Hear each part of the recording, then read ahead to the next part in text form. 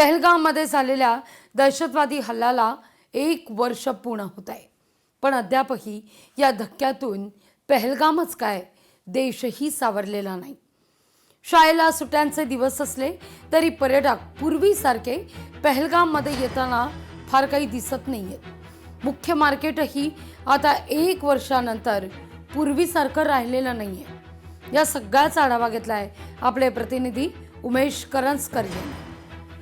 पहलगाममध्ये झालेल्या दहशतवादी हल्ल्याला 1 वर्ष पूर्ण झालेले आहे. मात्र या हल्ल्याला झालेल्या 1 वर्षानंतरही त्याचे पडसाद आजही आपल्याला पहलगाममध्ये पाहायला मिळतात. आता मी पहलगामच्या या मुख्य मार्केटमध्ये आहे.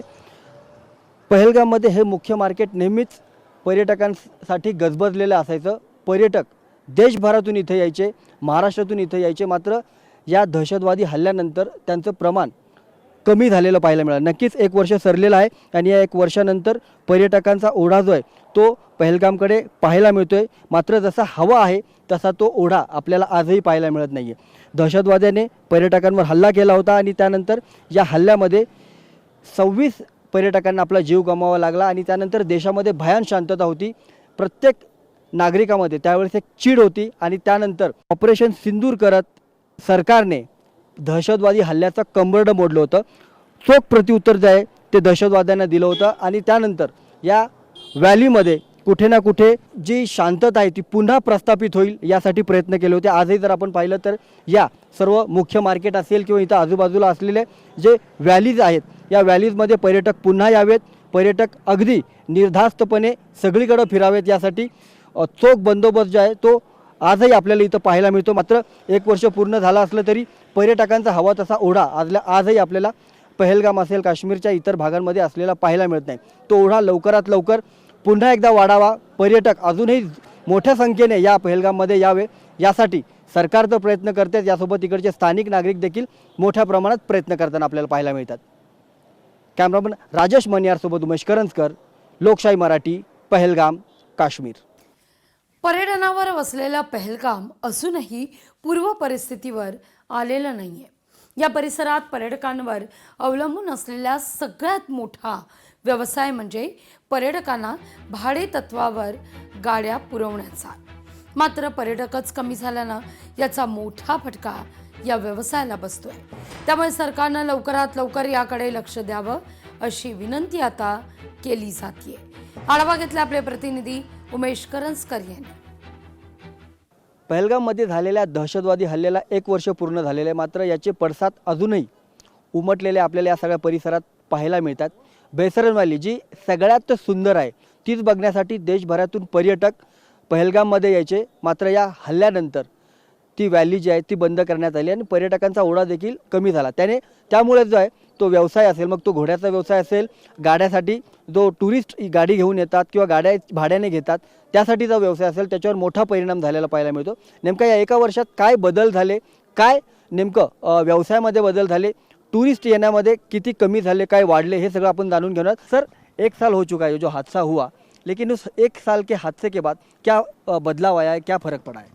फ़र्क तो कुछ नहीं पड़ा है, लेकिन फ़र्क ये पड़ा है कि टूरिस्ट जो आ रहे हैं उनको आना चाहिए.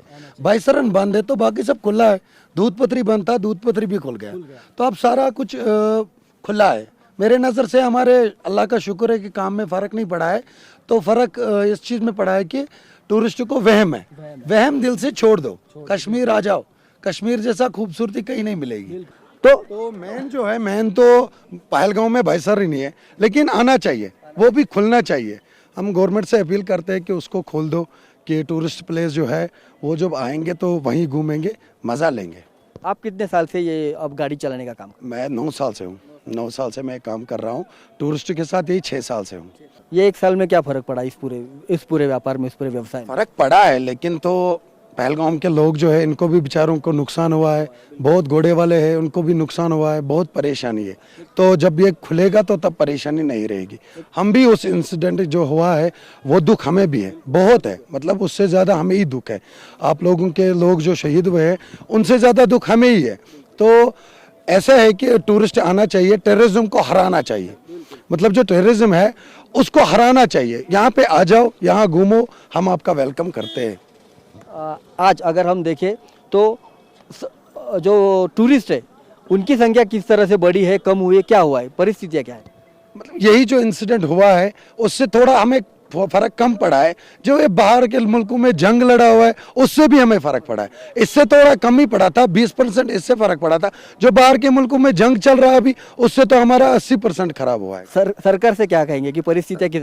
सरकार से यही कहना चाहते हैं कि सारा टूरिज्म प्लेस जो है ओपन कर दो, हम काम करेंगे। कश्मीरी लोग जो है टूरिज्म पे चलते हैं, 98% टूरिज्म पे ही चलता है।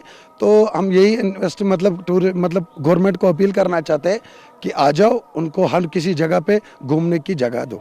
टूरिस्ट पूरी तरह सुरक्षित है यहाँ? हाँ, टूरिस्ट हमें तो गम नहीं है।